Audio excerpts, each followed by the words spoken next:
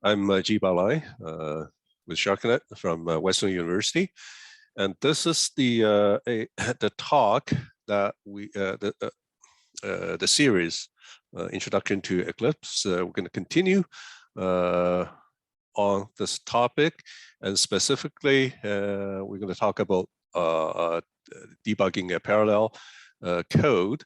We're going to spend a little bit more time on debugging a MPI code, and then we'll spend some time toward the end and to show you how to debug Openmp code with Eclipse. So first of all, about Eclipse. So what is Eclipse? For those of you who didn't attend previous sessions, what is Eclipse? It is an IDE, or integrated desktop environment for development and the debugging. And it supports the languages, including the C, C++, Fortran, and many other languages. And also, it supports debugging, running MPI and Openmp code.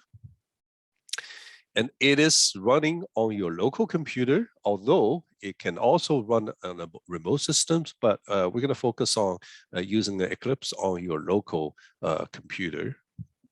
It is available for Windows, Linux, and Mac OS.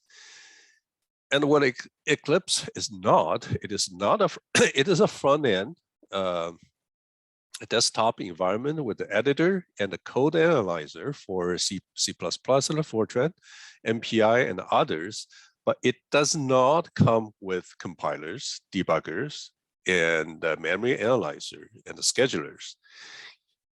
These things, the compiler debuggers, you would have to have them installed on the systems. So it is just a front end to those underlying compilers and debuggers and the code analyze and the schedulers. Okay, so why Eclipse? Debugging a parallel code is not straightforward. Okay, so especially when you have a complicated MPI code or threaded code, debugging is always very challenging. And the options for debugging parallel code include DDT. It is a parallel debugger that we have on clusters across the country. And also there's a total view, although we don't have a total view. I don't believe we have total view, but both DDT and total view will cost money, lots of money. And the GDB as a free, and you can use the GNU debugger. It is command line based, but it's hard to use for average people. So this is why this is how we can use the Eclipse. The Eclipse, it's a front end to the underlying debuggers, and it's a graphical. It has the graphical interface and a reasonably intuitive to use. Okay, and that's why. So difference between those commercial debuggers, DDT and total view, which are both sophisticated parallel debuggers. They will cost lots of money, and they run on clusters. And the Eclipse, the philosophy is you can use the Eclipse as an alternative, and you can use it on your local computer. You can debug. You can also debug run the MPI code or parallel code on local machines, and you debug your code on local machine. And then once you have the confidence, once you have the code bug free, then you can move on to the cluster for large scale computational tasks. Okay. So for those of you you haven't seen this, or you haven't had the Eclipse on your system, you can also go to the website, search for Eclipse, and perhaps the first hit will you will get the website, the eclipse.org, and you might want to just try it out by downloading the Eclipse from their website. You, in particular, this is just side note. It has a couple of releases, and if you go onto the website, you will see a 2021 09R is available, but unfortunately, there's a bug in the 09 release, and one of the key components is missing. So you would have to roll back to 06, see if they can fix that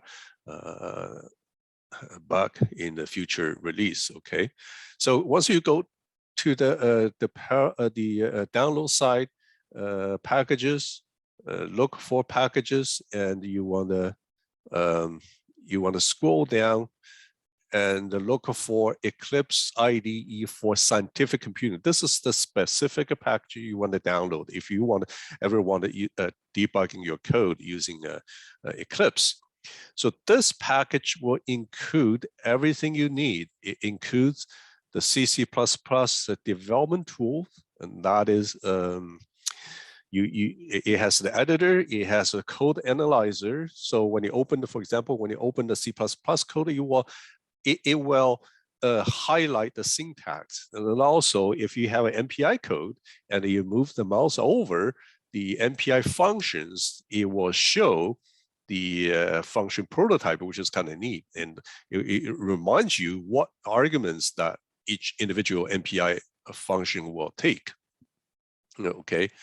So this is the package you want to download. Eclipse IDE for scientific computing includes the language editing tools and most importantly, the parallel to tool platform. This is what you need. Okay. Requirements for those of you if you want to try the Eclipse.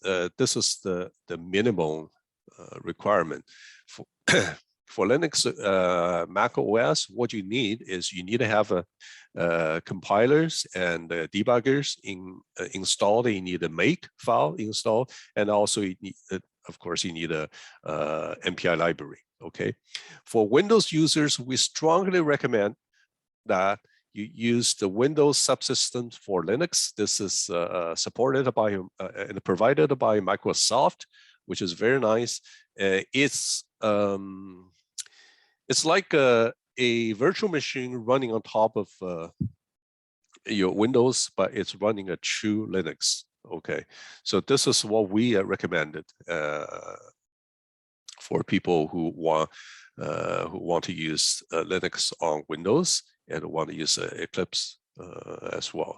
So it is a pure native Linux environment. Okay, so general advice. It is always a good practice idea to install the MPI implementation on your local machine. Okay, even though your machine, your laptop or desktop might only have 2 or 4 cores, but it doesn't stop you from running MPI programs using, say, 16 or 32 MPI processes. Okay. So it is also a good idea and good practice to install the MPI implementation on your local machine and develop your code on your local machine and debug code on your local machine if you can before you move your computation on larger system if you wish, and also having something on handy on your local computer. You don't have to rely on the connection, the internet connection all the time. After the pandemics, for example, if you're on the go on the airplane, that you can also debug or run your code on your laptop, run the MPI code, Openmp code on your laptop while you're flying. Okay. The scope of this talk, I won't call it tutorial because I'm not going to go into a lot of details. So what's going to be covered? We're going to cover Eclipse on Linux, and we'll only show C++, C++, or and Fortran code, MPI code, and some of the Openmp code. And we're not going to touch OpenACC code and the non-GCC compilers, and we're not showing example of Git or running and debugging code on remote systems, and these won't be covered. Okay, So debugging MPI code.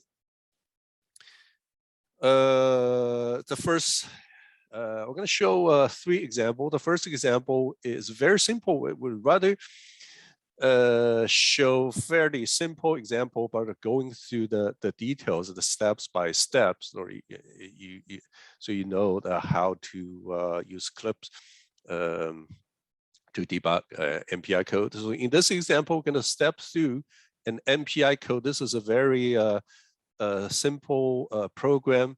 So a simple program that allows us to go through this code and step by step and see what features you can use and how to examine the variable values across MPI ranks. So let me just start going through the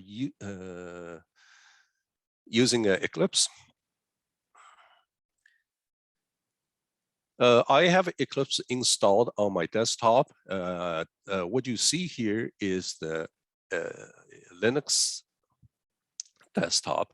It is under applications. It might be different from different Linux distros because I have very simple IDE installed for Linux.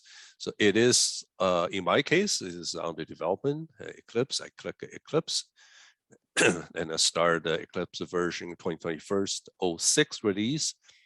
And the first time it asked me where to put the workspace, it needs to specify where the workspace is. So I just choose to use under Documents and Eclipse-workspace and click Launch. In a few seconds, the Eclipse should show up.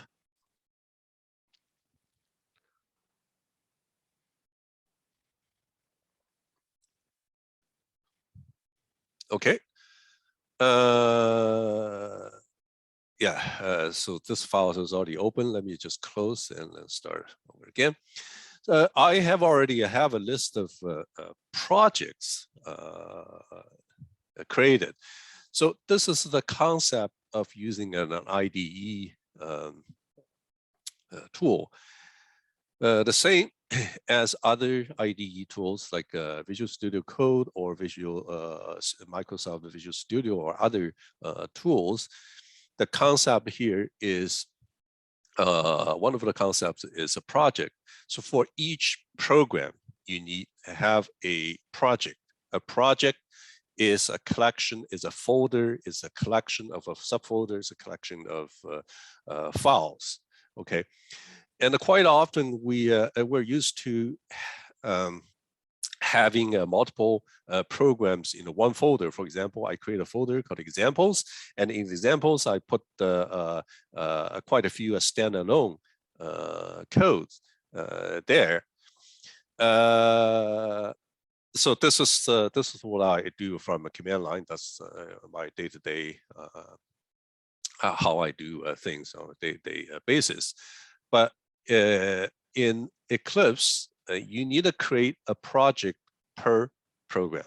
Okay, so one project contains one main program. So you cannot put the 2 standalone programs in a source code in a one project. It will cause error when you try to build the program. Okay, this is something just a side note.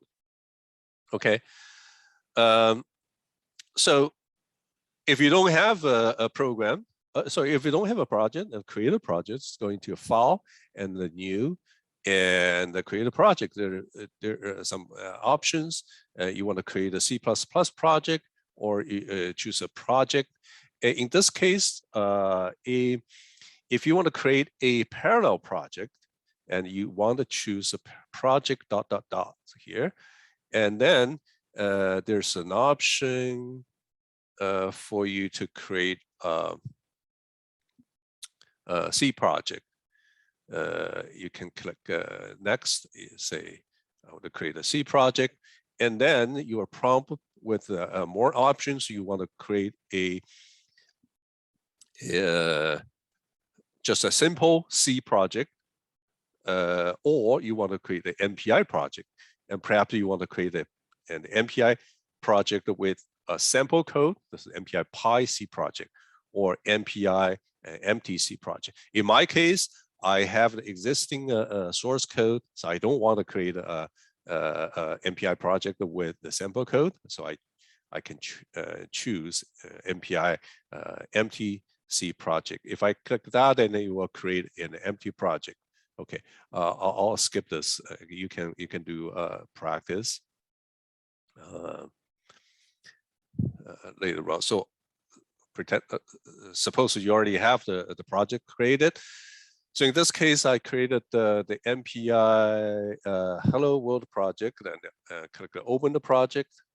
Click Open the project. As you can see, this project contains some subfolders, binaries, debug, includes, and the source. And normally, these folders will be created automatically under the concept of project. Okay, the project will contain these folders. For example, binaries is where you the release code. Once you have the code bug free, then that's where the code will go, and the debug folder is where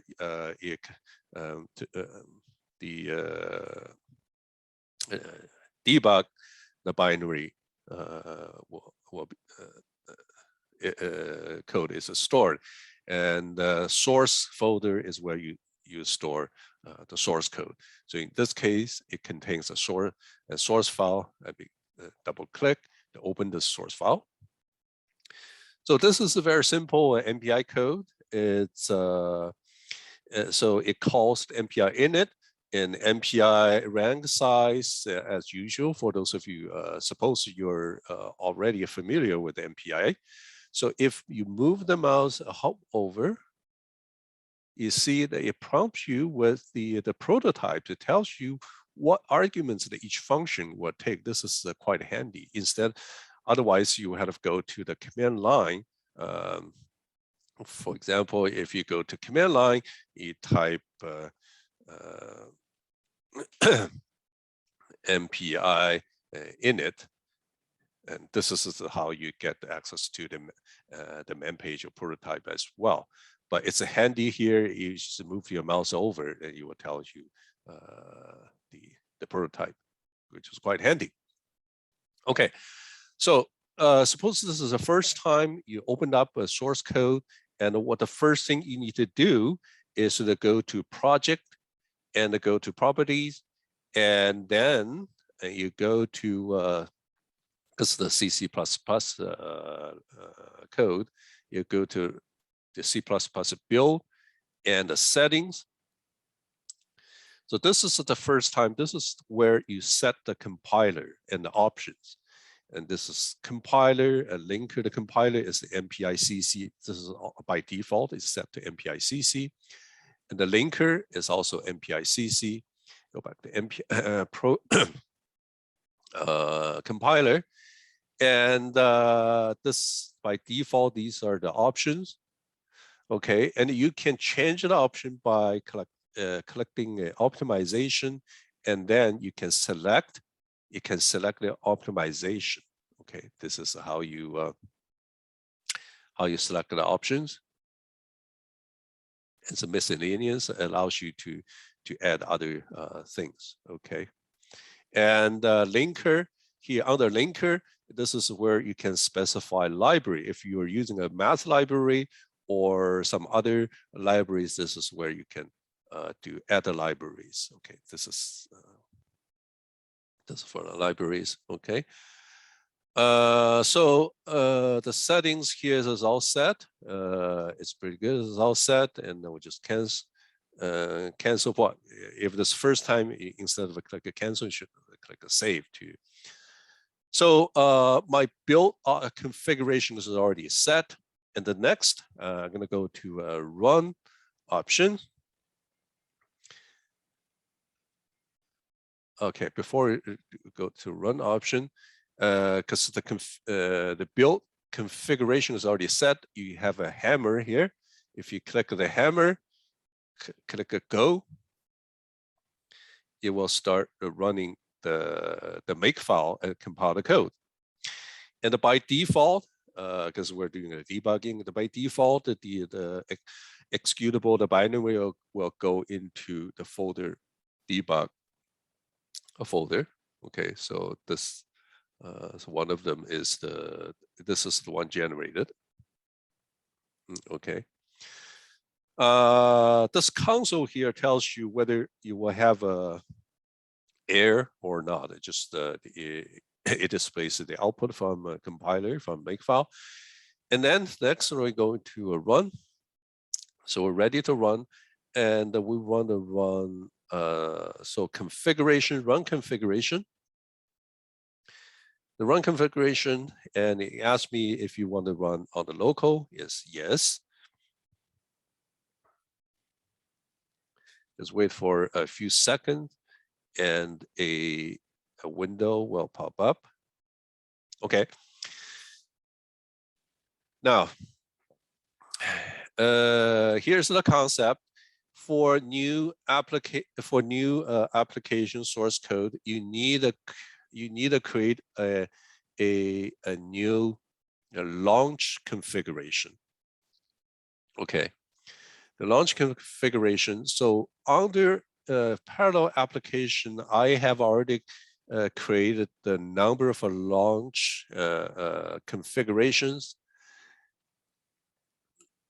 And in particular, because this, you can give a name, and in my case, this is MPI hello. So I want to create hello, MPI hello, and this is what you create, the new launch application. So I don't want to save. This is the existing launch configuration. I click don't save. Now it says the configuration. It will run a command to create. Okay, click a yes. You're going to run on the target system, which is local. Say yes.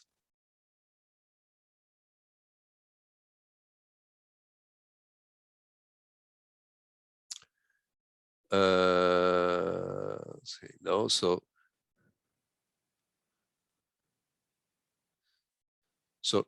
here I have a new configuration, hello world, as I can change the name. This is a new name. Let me just call it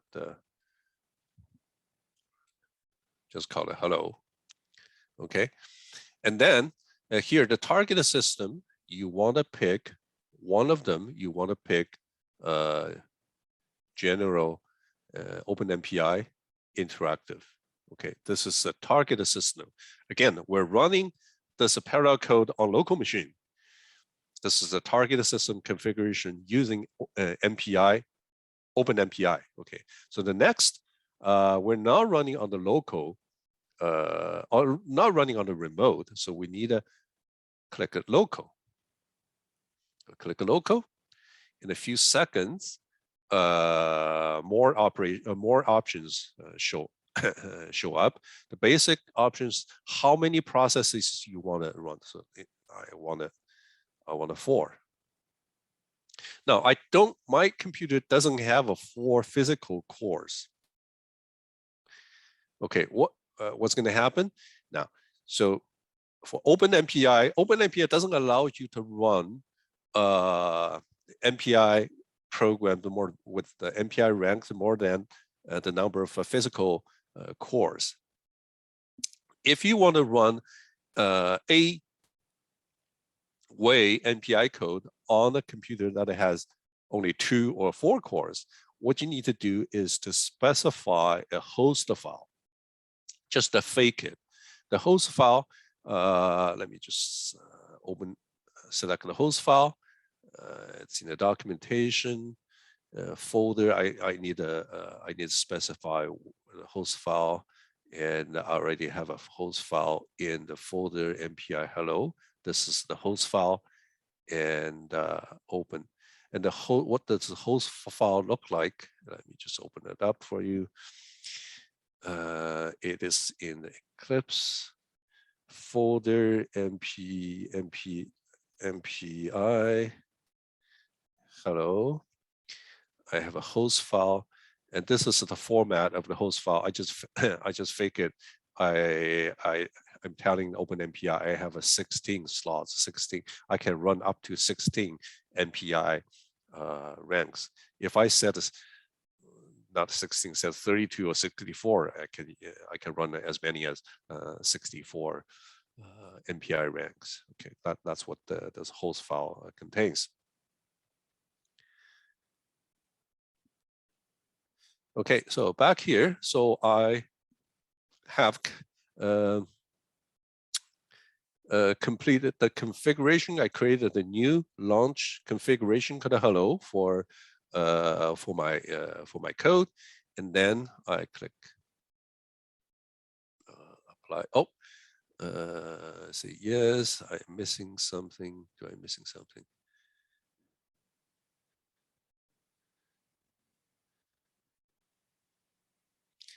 Yeah, still, I need to specify application program. Okay, so go to this is in the project MPI hello, and MPI. It's in the folder debug. Okay, and I don't have a command line argument. I don't use anything else, so that's it. So apply, and then can run. Click run, it will show up here. This is the result. The number of processes. This is the output from this code. Okay, from basically from the first branch, hello world. And when the MPI rank is 0, the MPI rank 0 will print an extra message, hello world, and also number of processes. Okay, so number of processes. This is coming from rank 0. Okay, this is a run. So if I click now, if I go here and click this button, I have the hello launch configuration. If I click this, it will run again. Okay, you don't just simply click this button, because under this drop down menu, there's a whole bunch of options. These are the cached run configurations I read previously. Okay, so this is how you run the code. Now, if you run the code and you see there's something wrong with the code, then you want to debug the code. So again, you want to go to click a run.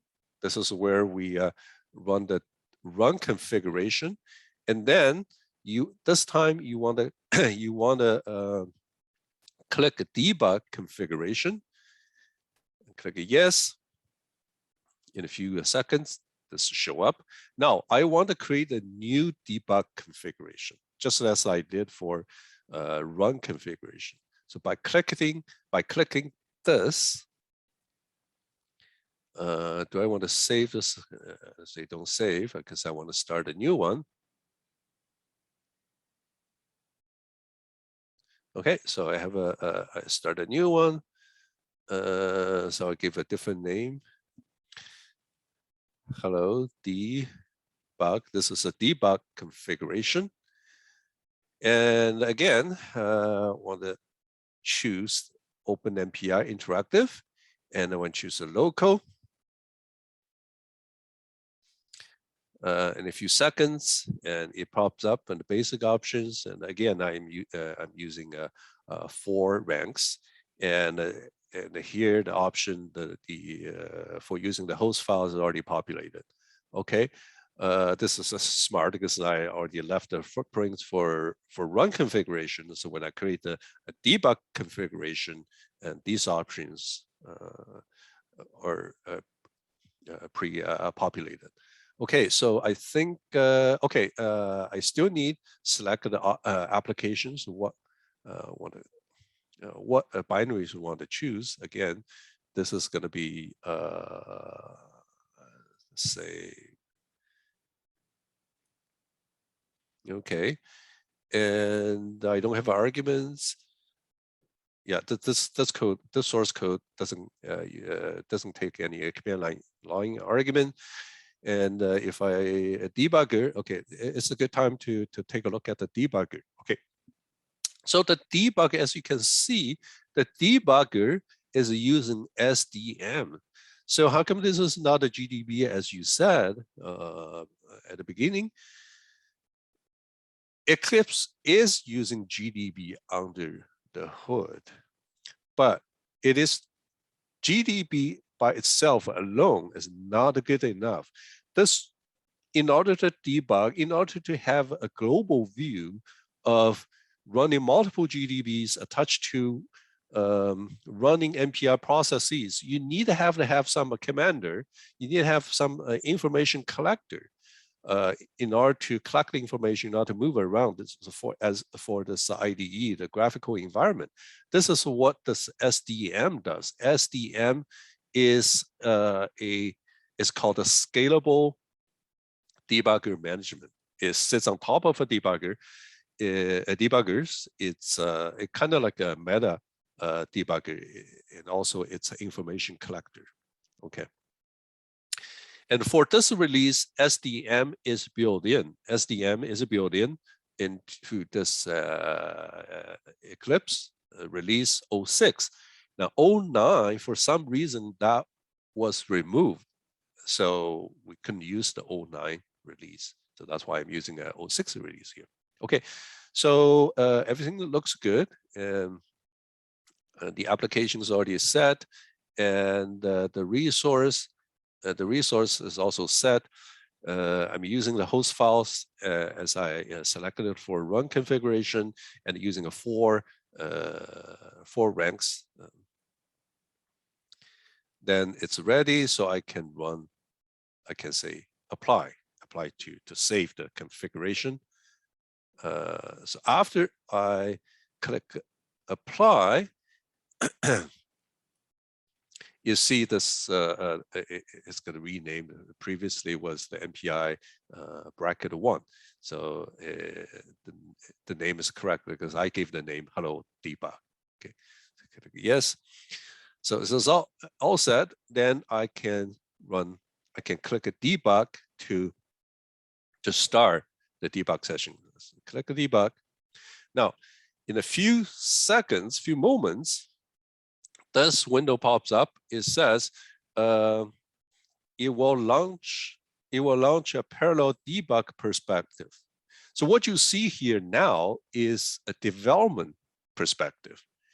So on the left-hand side, you have Project Explorer, and the middle, on top, you have the source code, and the bottom, you have a console, and the right-hand side is something else.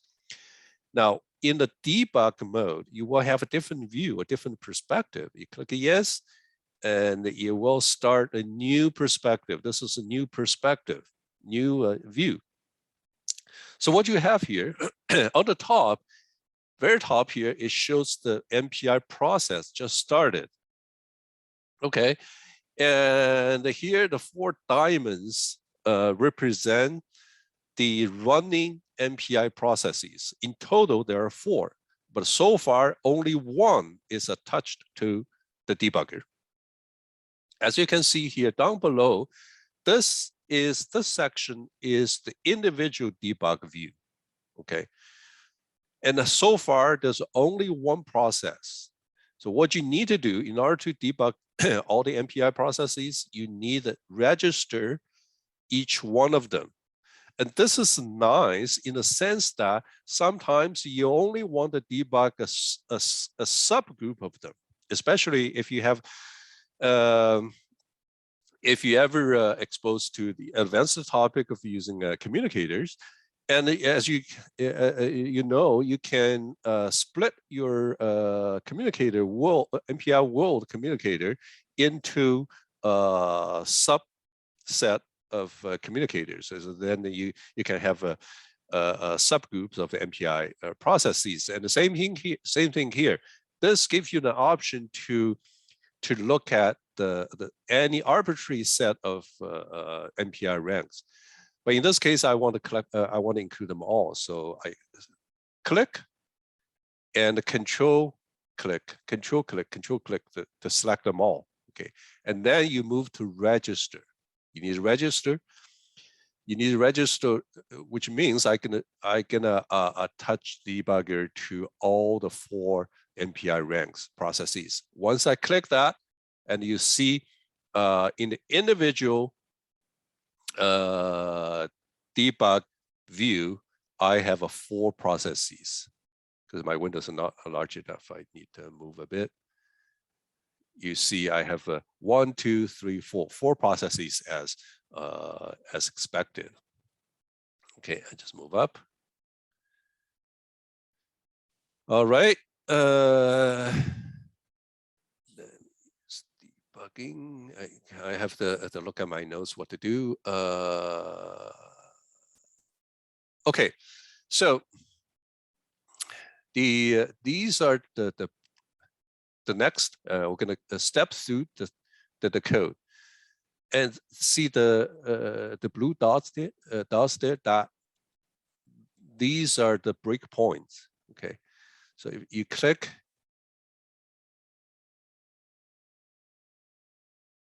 I forgot to mention that you need to set the breakpoints not in this view, but in the development view here. I'll come back to that, but suppose that I have already done that. Just take it for granted. I set the breakpoints here already, and at the next, I want to examine the variables. So you click this, you see the variables. Okay. I have these variables. So as we go, then we can see the value, the change in the values of those variables. Okay. So let's pick a process 1, and it's the main. And you see the variable list here. These are the corresponding values. Now I want to go step over. Then also here it shows where I am. If I click this, so every process right now is sitting at this line here. So I go back to process 0 and step over. So you come to MPI init. Okay, MPI init. If I go to another process, it's not there. It's a different place. Okay, so it shows where this line shows where I am. So back to process 0, and I want to step over. Now, as you can see, it takes a little while. Nothing's happening. Why is nothing's happening? Because the MPI init, it's a collective call. It's a synchronized call. You need to get everybody involved before you can move over. So nothing's happening here. It shows it's busy, it's waiting here. If I go to process 1 and step over,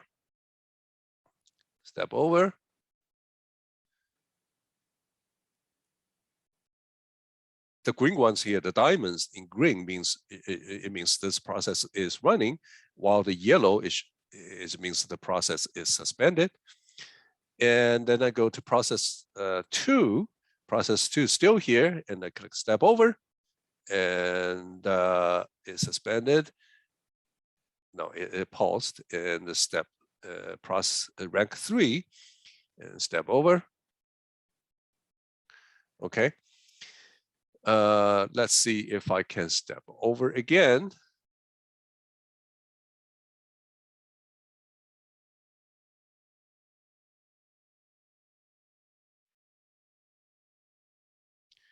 You go back to process 0. It's not moving. Process 1, process 2, process 2 need to go. Okay. So this actually shows the MPI collective call. Although you don't pay attention, we never pay attention to MPI init. The MPI init is actually a collective call. You can't, which means that everybody has to get involved before anyone can move further. Okay. So now we're here, and we can move forward. And this call, the MPI rank, MPI size, this is not a collective call. This is an individual call. So if I'm in process 2, you see process 2, the value changes. I just executed the MPI rank. So the rank, my rank, is turned to 2 because this is a process 1, process 2. If it continue, then the number of a task is a 4. This statement gets executed, and you can keep going. We can keep going, and process 1, we're in process 0. Process 0. No, go back to process 1. We're in process 2 or process 1. I forgot. Process 2. Okay. In process 2 is right here. If we want to examine the messages is nothing here yet, right? So if I step over, and after that, you see the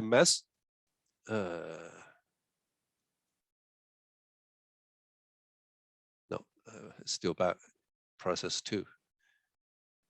This is process 2. Process 2 is sitting right here, this line, line 26. And then because the message is being filled with hello MPI world, so now this array message, you can see the values here. So this example shows how you can step through an MPI process and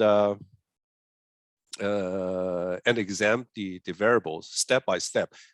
Now, although this might be a little bit convoluted because it involves many MPI processes in practice.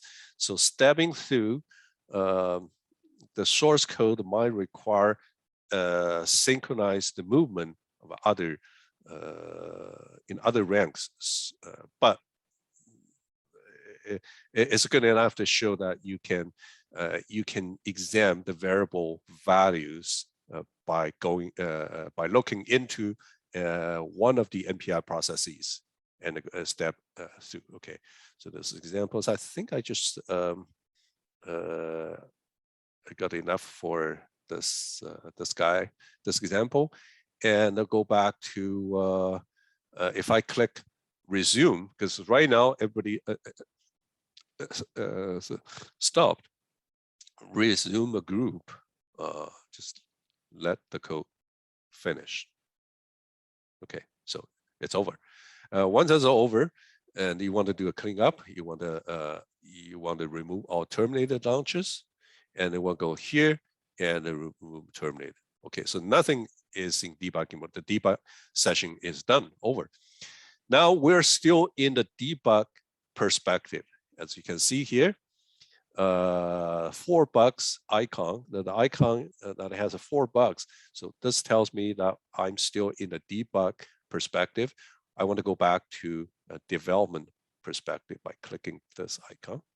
So now I'm back to the development perspective. So this is where, as I said, you set the breakpoints just by clicking the line number. For example, if I click 936, double click, it's there. Okay. Now, next, let's take a look at example of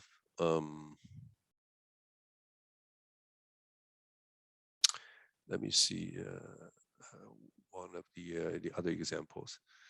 Okay, maybe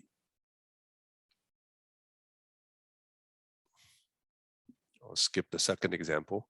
If you second example is relatively simple. This is the first example. This is the first example, which and the second example with segmentation fault, and it only involves the two code send and the receive. This is a relatively simple, and let's skip that and go into the next example. The MPI code might have I have a deadlock. This is actually from the real MPI MPI examples.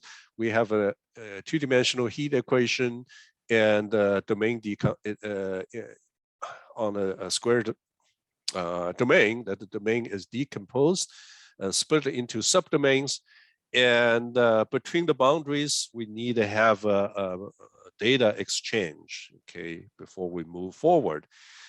And on each of the subdomains, we do the computation independent of each other, but it is along those boundary points that we need the value from our neighboring points. Therefore, each subdomain will need to have send, receive, send operations. Okay, so this model, this communication model pattern is actually summarized as this. So domain decomposition with boundaries. So we have a chain, and each one of them on the chain will have a send or receive to the right, from to and from the right, and receive and from to the left. Okay, so this represents the communication pattern. Another pattern will be the domain decomposition with the periodic conditions. Then this is represented by a ring. Okay, no matter what we need to do is for the chain communication. So anyone in the middle we need to send and receive to and from the right, and receive and send from and to the left. Although this is what we taught in the summer school, and you can prove, and through analysis, deadlock is not going to happen here. Just with this code and with the setting, the deadlock is not taking place. Now, in the general case, how do I know whether my code will have a deadlock or not? And this is the only way is you debug the code and see if your code actually has deadlock. Okay, so this example, a very simple example, send and receive. Send and receive in my cause deadlock. So everyone, well, this example involves the two ranks, two MPI processes.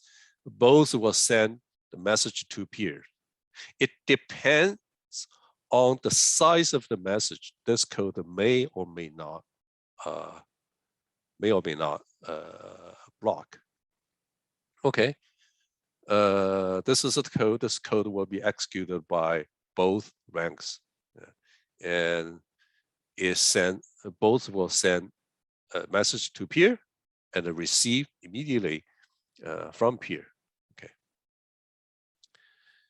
so let's take a look at this example. What we have is a blocking send and receive, and open source. Let me just close the one we just went through. Send and receive. It's pretty straightforward, and the lines above 45 is just basically taking command line arguments from command line and set the size of the message, and the key part is from line 45 and on. So set a peer, send, and receive to and from peer. Okay, and this code may or may not block. And this code is already the build configuration is already done, and I just simply do a build again, and nothing. Okay, if I go to run configuration, and the run configuration, I would have to check my code what actually will cause. Okay, so if I go to run configuration,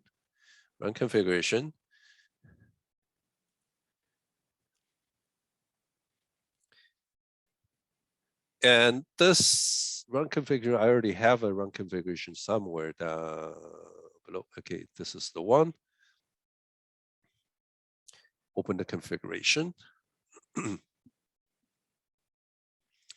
It uses two processes, send and receive, and the application is already set. And the argument, now this one takes a command line argument. This is where you put the command line argument here. And this shows the size of the message. Let me make it smaller first, 100, and apply, and the run. Okay, so it ran through. Just forget about this. No protocol is specified. This has something to do with the MPI library on the Linux system. But the MPI code runs, and this is not air, but this is what we expect to have.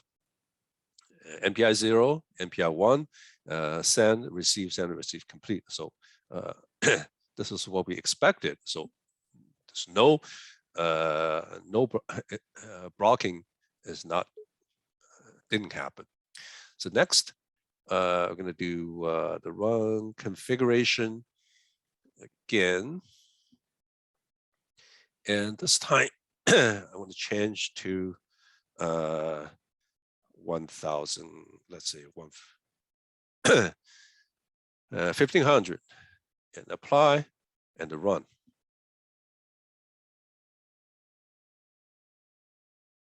Okay, so nothing happened. Okay, and then nothing happened, which means nothing. At least we should see some print out a message, but it's not there yet. This is perhaps because it's not flushed from the buffer. But as a matter of fact, the code blocks.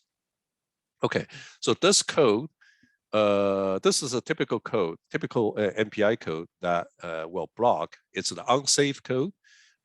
Depending on the size of the message, it may or may not block. Now, let's start a debug session.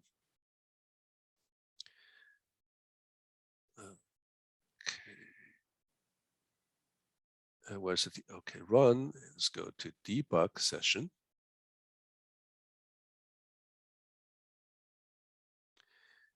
And go to arguments 1500. But one, okay, debug. This is different debug configuration.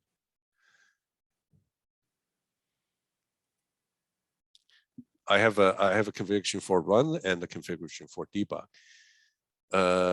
Let's set to 1500 as well. And everything else, it's already pre-populated. Yeah, it's pre-populated.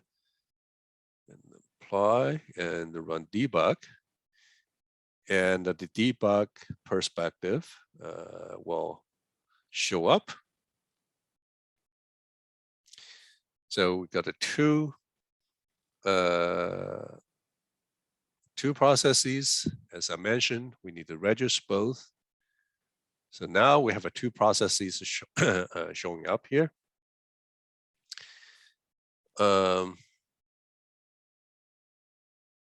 Want to go? I want to go.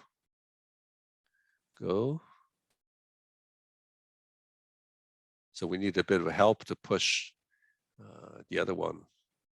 The other one has to go past this point. In order for both move ahead. Okay, let's continue, and as well you can examine the variable and the values here. And continue, go.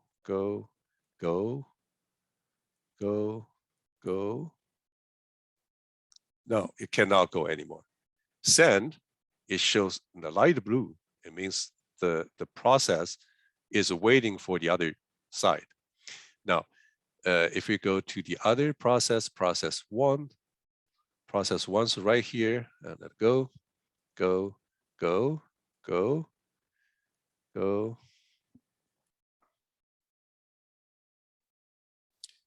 Send. Okay, so now you can see we cannot go anymore because this is all grayed out. The step over is grayed out, and we only have two messages: rank 0, rank 1. Here it says only the first message is printed out, and both processes are spinning or waiting here. So this shows a deadlock. Okay. Okay, so I completed the MPI debugging. Let me spend the next less than 10 minutes or so. I'm running a bit about the time. Hopefully I can spend just 5 more minutes on Openmp code. Let me go back to the development view and the Openmp code. So the Openmp code,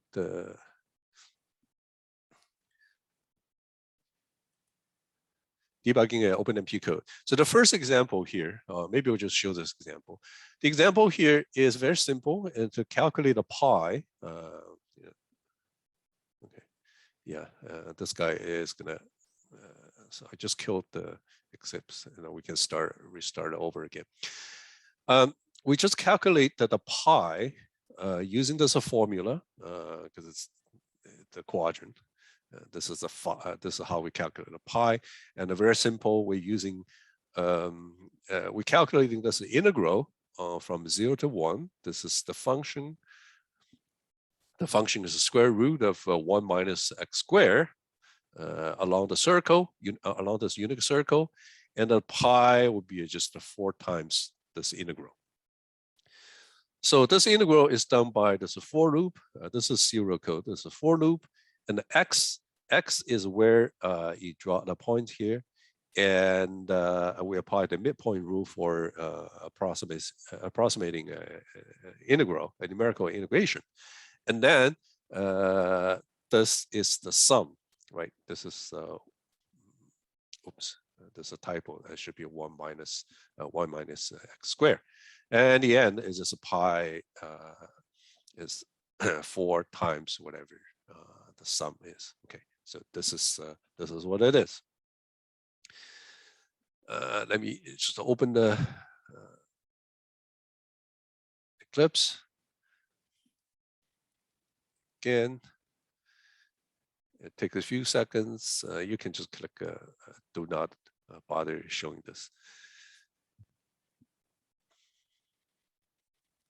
It will start in a few seconds. Okay, let me close this. And the example is in the Openmp Pi. Openmp Pi and Pi. Open this. Okay, so I have the code here. This is exactly the same as what's just shown. The simplest way to parallelize this code is just to put the pragma pragma Onmp parallel for this for loop reduction, because we break up this loop into pieces, and at the end we do a reduction on this variable sum. Okay, this is the very simple MPI implementation at the end, and that the pi will be just 4 times delta x times the summation. Okay, this is only one line here. Now, to compile the Openmp code, again, you should go to build, settings, and it's a GCC. GCC, let me see if this is correct one. GCC, Openmp is not here. Yeah, the Openmp is not here. So we need to have options.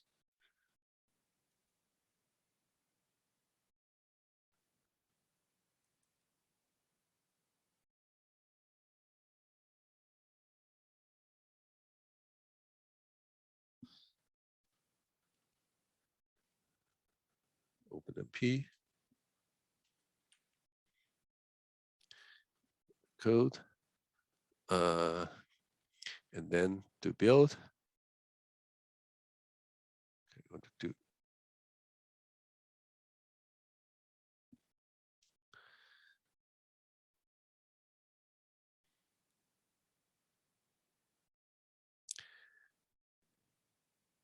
okay, so it's being built, and I go to run, the run configuration. In the run configuration,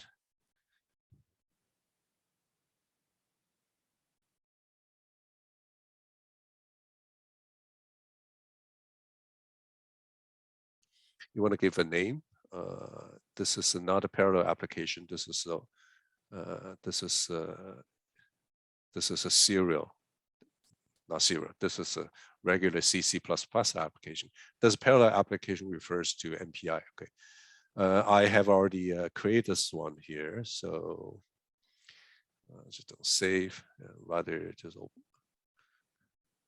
open it.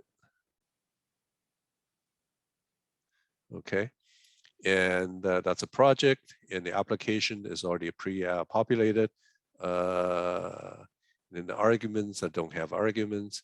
And the environment, okay, this is where you want to set environment. You want to set the number of threads. In this case, the number of threads needs to be set. First, I set to 1. Okay, set to 1. And it's going to run. Okay, because I've got this huge numbers that take a little while to compute. So this is estimated pi. It is quite accurate to the true value. Okay, using one thread. If we run it again, it should give us the same result. Right. Okay. Now the next, we're going to run this. Run configuration again. Now I'm going to change the number of threads to say 4. Okay, and run.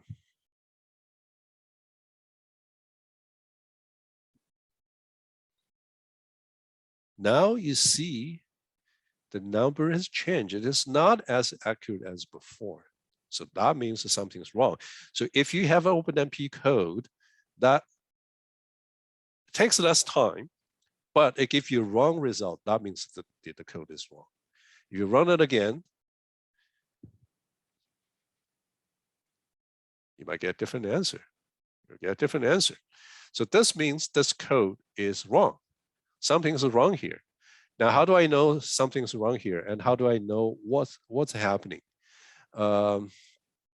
Let's take a look at a rather simple example.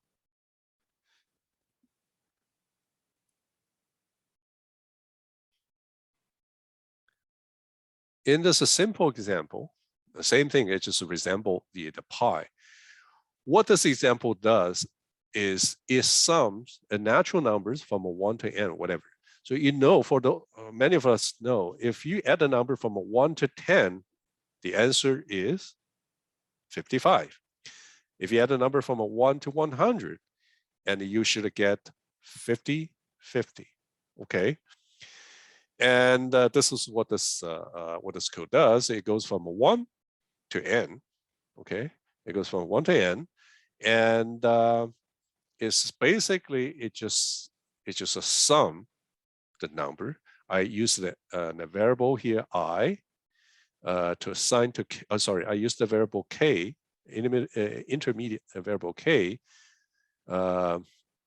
to store the value of I, which is an iterative variable, the value of an iterative variable, and then assign this value to the summation. The summation is on the reduction. Okay, so this way I can examine the value of a k. Okay, so I'm gonna build. Okay, and the run configuration.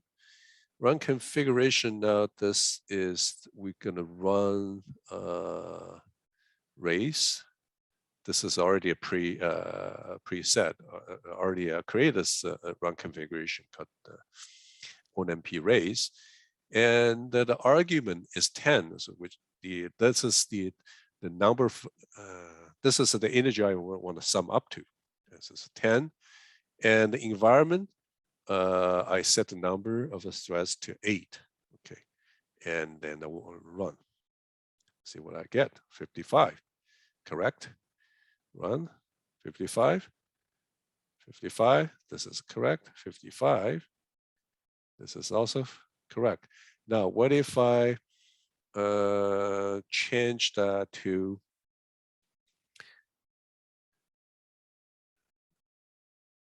100? Okay.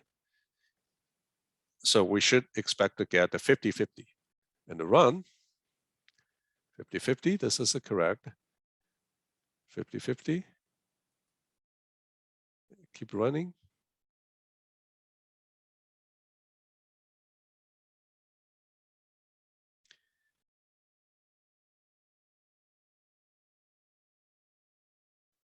No, and today it's always correct.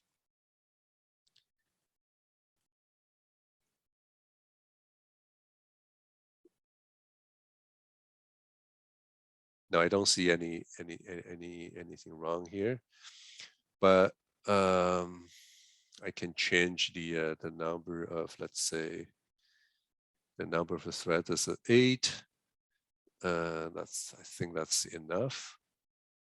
Maybe change that to 16. Change that to 16.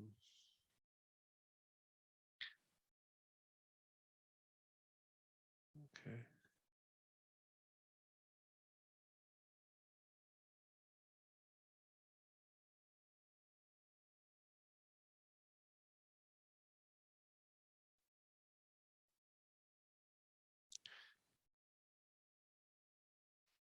No, I don't see error message. No, sorry, I don't see a wrong number. Sometimes it really depends on the system, because the race condition you won't get a 50-50. I failed to demonstrate this, but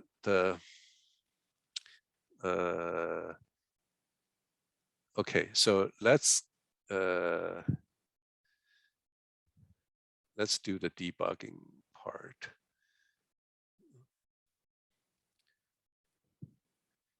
You can see how, just show you example, you may or may not see the error, but let's just go through this debugging process.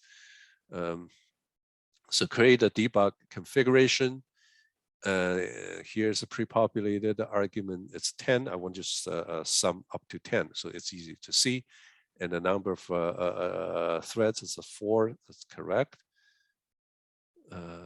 Okay, so nothing to be changed. Okay, so let's run. Oh no, this is wrong. This is wrong.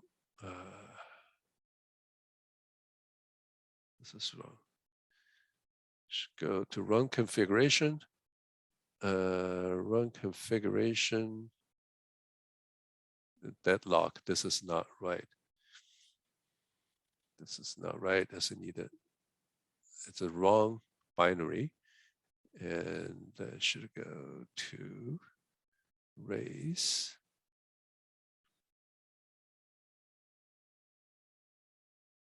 You need to pick the correct binary and make sure everything else is correct. The 10, yes. That's 4 threads, apply, and the run. Fine.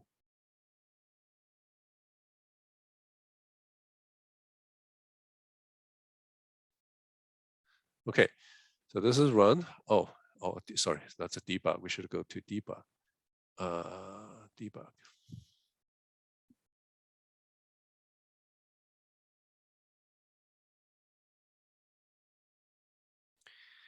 Now we have a debug perspective. So what we want to see is if we want to want to see the value of a k. So click a k, and then we want to step through. Okay, step over. We want to examine the value of a k during the execution. Now, in this program, we expect that the k value are unique. If you see repeated k value, which means that the threads are taking the same value, and then you have the race condition. So the variable k is filled with the same value twice, then that's the problem. Okay, so let's just go through, and each can go through. This is only 10 iterations, so this should be easy to see. And then just watch the value of k. So k is ones, one. You don't want to see the repeated the value of a k. So if that happens, it will give you the wrong results. Okay. So again, so this is how you see the value, how you debug the MPI code. Let's get back to the pi example. Let's fix the problem, because we see that the pi example doesn't give us a consistent the answer. Let me just go back to the pi here. Where's pi? Pi over here. Okay, so what's wrong here is the x here. This x inside this loop is shared. What you need is, because the x is shared and it's shared among the threads, then in the race condition, the value of x will be will be overridden by different threads. Then therefore you won't get the correct result. But the sum is also shared. Sum is shared. It's okay because it's a reduction here. It has to be shared. With this reduction, the sum is protected, but the x here is not. And the simple fix is to make x private. You can put a private here, or you can simply just do int x. By declare a variable inside the loop, this variable will become a private. Okay, and we do that, and then we recompile. It's already it's done, and then we run the code. Run pi.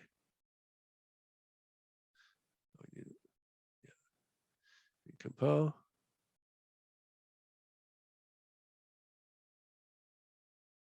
Okay, run the code using 4 threads already set, or 8 threads. Let me see. Is it correct that we set the 8 threads?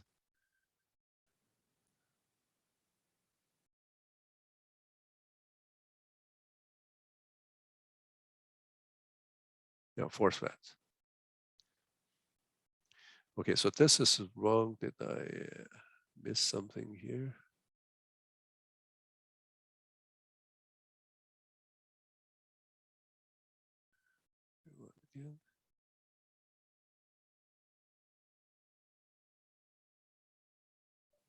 Oh, sorry, it's not int. The x should be double.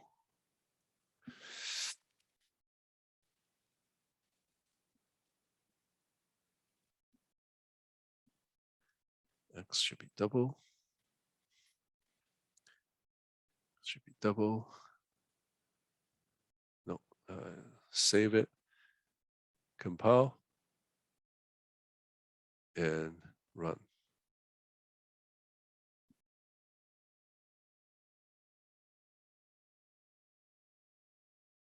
So this time, we get the correct answer. The answer is consistent with using a single thread.